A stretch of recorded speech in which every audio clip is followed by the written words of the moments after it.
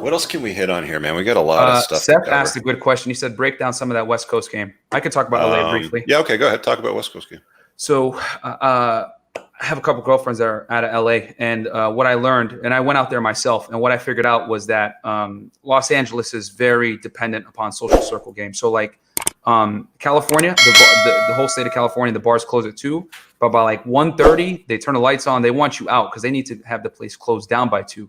So what I learned in LA when I was there was that it's not like Vegas or Miami where you can like party all night. You need to know people to get invited to a house, to get invited to like a mansion party or whatever, like on the Hollywood Hills or whatever. So the only people, let's keep it real, that have access to that is either you have clout or you're a hot girl. So social circle is very important in LA to get invited to like clubs. And then the other thing too is that to get into the top clubs, you definitely got to know people because there's such a high concentration of celebrities there that they don't need like the average person's business. You know what I'm saying? So LA, that's one thing I didn't like about LA is that like it was very social circle game dominated. So if you're not a somebody or you don't have connections, it's just going to be tough. And then the other thing too is that like a lot of girls like with these Hollywood parties, what they'll do is like the manager of like a celebrity rapper, whatever it may be. And I learned this, like girls have told me this that live in LA. This is exactly how it goes down. They get an invite, like a DM on Instagram. Hey,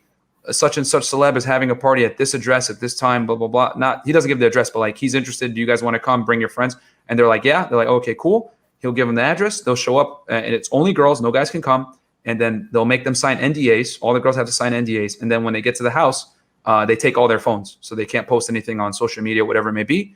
They bring him in. The celeb is there with all his friends, whatever. And then they just party. And then like, that's just how it is. I know Dan Blazarian does this with NDAs and a bunch of other celebs. So LA is very who you know.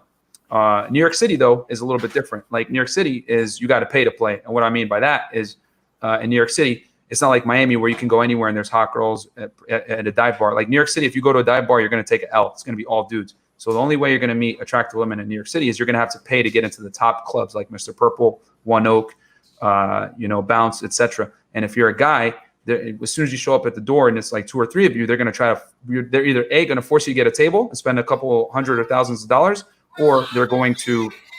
Sorry, that's my ringtone. That's a great ringtone, man. So they're going to make you pay a bunch of money at the door, or they're not going to let you in and say you're not on the list. So New York City is definitely like you got to pay to have fun in New York City. Whereas like the thing I like about Miami is you can land, not know anybody, and still go to any club or bar and still see attractive women. Versus like in LA and New York, you either have to know people, LA or New York. You also have to know people, but you could pay your way in New York City. So those are the big differences I've noticed in night game in those major cities.